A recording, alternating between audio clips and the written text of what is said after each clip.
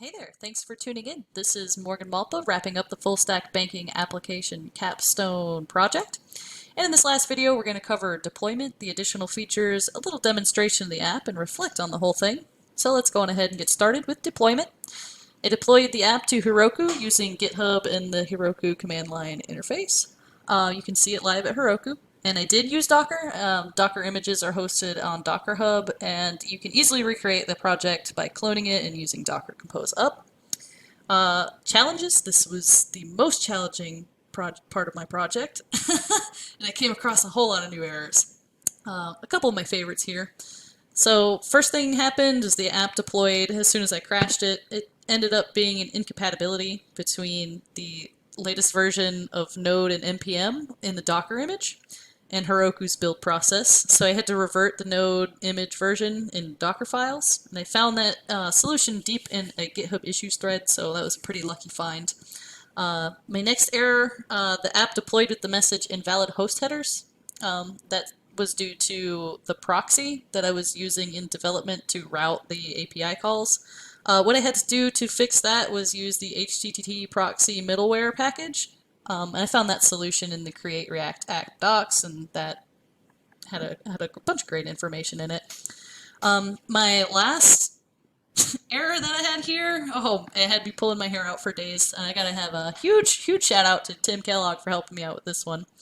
The front end wasn't receiving any data from calling out to the APIs, and it ended up that was due to improper routing and serving of files.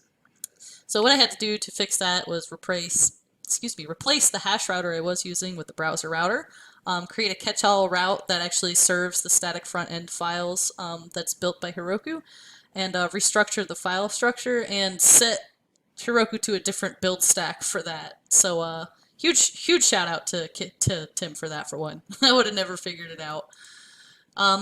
Next, moving on, we're going to cover the additional features again. So for the front end, I added authentication, and that does a couple things. It verifies the user and fetches data for the user experience. It determines the children components that get rendered, and its authentication status is monitored by the parent components there. A little additional cleanup I did while I was in there is I extracted the inputs, buttons, and form functions into their own little child components, and I changed input types on deposit and withdraw, and I changed the validation that go along with them, so they are no longer a number type, they're a text type, but you can only put a number in them. Challenges there, loading takes time, and I was having a problem with the app crashing because components were trying to access data that wasn't there yet. I fixed that by just having a little loading screen while it's rendering, but I could probably make them wait too. For the backend, the additional feature that I added was the delete user function, and that allows the user to delete their bad bank account. They have to enter their email first though. I had a bunch of different challenges with the backend. First off was connecting in the different environments locally and in production. So locally, the data was accessed from a Docker container, whereas in Heroku deployed, the data is actually stored in Mongo Atlas and is connected to via connection string. The other challenge that I had was the routing for the API is different in different environments, and the browser router had to be used instead of the hash router in the deploy version, and the Express served the actual production build of the React app instead of just the whole thing as I have it in the development version. Moving on here, I got a little video of my app demonstration. It'll show the create account, login, deposit, and withdraw. It actually doesn't have any sound, so I'll just narrate it as it goes along.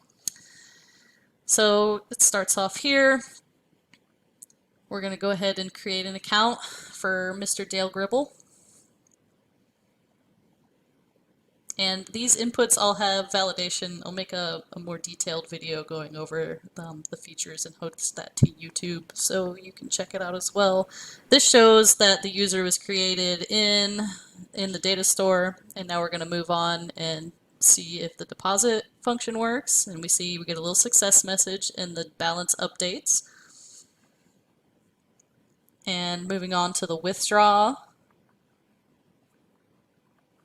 we'll see a little success message there, and the balance once again updates. And we'll go on ahead and log out here And even logged out, we'll see that the data persists. And if we log back in as Mr. Dale Gribble,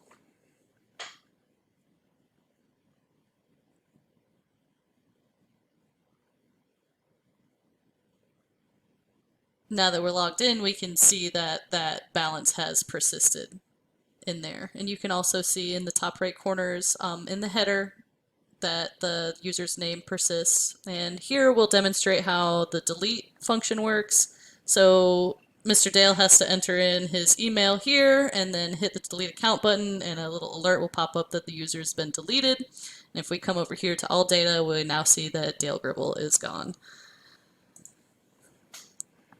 And there's another little section of that video. I can log in. You can log in different users and stuff, but the video is getting long, so we'll move on here. So reflecting on the project, if I started today, how would you structure it differently? That's a great question. I would definitely use a lot more reusable components, and I would probably use tokens for authentication instead of how I have it now, and probably use redirects instead of placeholders for the components that I do have. And I would definitely structure the backend differently to use the web tokens to authenticate the calls, and query only the return, and query and return only the relevant data back to the components via the API. What additional features would I build? I would like to build an employee dashboard with special privileges for bank employees and add authorization into it. I would like to have multiple different types of accounts, maybe like a savings account that accrues interest or a retirement account that has random periods with some growth and some loss to kind of simulate market trends. And then I also want to build, instead of having an all data page, just have the data tracked for the specific user that's logged in so they can see all their different transactions instead of everybody's data. And I also want to add in simulated advertisements for like bad bank products like credit cards, loans, and other services that you would see at a bank. So that pretty much wraps up my presentation for the project. It was a lot of fun. It was definitely a lot of challenges, and I definitely learned a lot through the whole thing. And I'm looking forward to working on the restaurant project next in my free time to really concrete in the skills that I've gained here. So thank you for your time.